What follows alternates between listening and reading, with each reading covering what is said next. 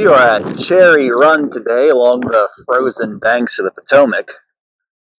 No company of the 54th Pennsylvania was stationed here at Cherry Run, but they did consolidate all or a portion of their regiment from time to time, especially when a strong Confederate force threatened the isolated companies.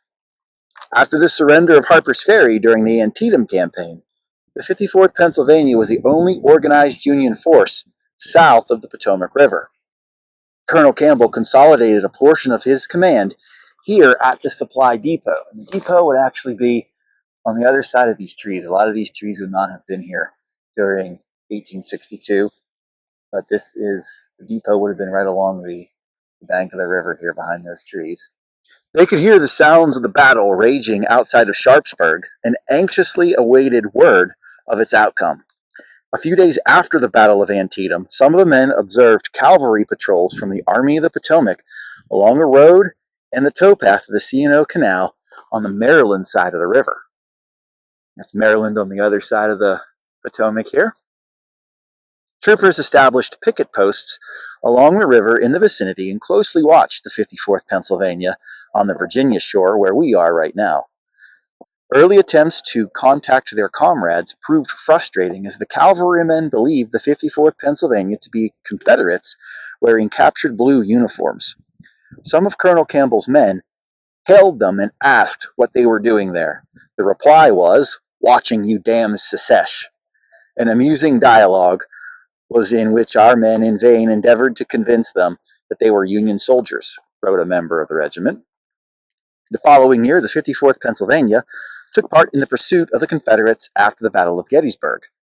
With the Potomac River running high from the recent rains, the regiment crossed the Potomac here at Cherry Run on little flat boats. With only a few rafts and one large barge available, it took several days to get the entire force across the Potomac. Once everyone crossed, the 54th Pennsylvania marched 7 miles towards Hedgesville, which is actually behind us, and had to wade a few creeks and a great many mud holes. So they set up camp for the night outside of Hedgesville, West Virginia at Back Creek. General Kelly, the 54th Division commander, received orders to harass the enemy and prevent raids against the B&O Railroad and into what was now West Virginia. Confederate General Richard Ewell and his subordinates devised a plan to isolate and destroy General Kelly's pestering force of cavalry and infantry. The plan called for 2 of General Ewell's divisions to hold the Federals in place, while a third marched across North Mountain and struck General Kelly's lines from the rear. Historian Jeffrey Hunt wrote of Ewell's plan, trapped between 3 rebel divisions, hemmed in by impassable mountains and an unfordable river, Kelly would either have to surrender or fight under extremely unfavorable circumstances. Loyal Union civilians in Martinsburg warned General Kelly of the Confederates' plan. One of his cavalry patrols discovered Confederate camps in the Federal rear, thus confirming the warning. Private Hammer remembered, "The enemy pursued and shelled our camp a while, but done no damage." General Kelly ordered his command back here to Cherry Run and to cross the Potomac River. By 9 p.m., after building up their campfires to deceive the Confederates, the 54th Pennsylvania fell back with the rest of their division, but the entire regiment did not cross over into Maryland. Colonel Campbell received orders from General Kelly to leave a single company on the West Virginia side of the river. He chose Captain Height's Company B.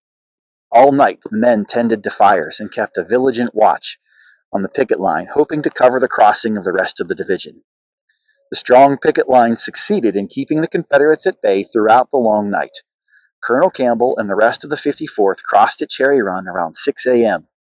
General Kelly set up some artillery to cover the river crossing, and Company B quickly started to ford the river here, and not a moment too soon.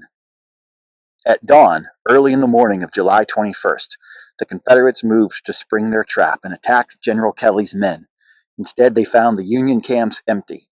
Riding hard for the river and Company B's picket line, they arrived in time to see the last few men of the company safely cross the river and over into Maryland. Private Hammer recalled, "We were lucky in making our escape. A few stragglers were captured." Over the next few days, the 54th Pennsylvania held their positions and sent out numerous patrols, but they did not encounter any large Confederate forces. Several deserters did come into their lines, though, on a regular basis. Portions of the regiment not sent out on patrol started to repair some of the damage the Confederates had caused while moving through the area here.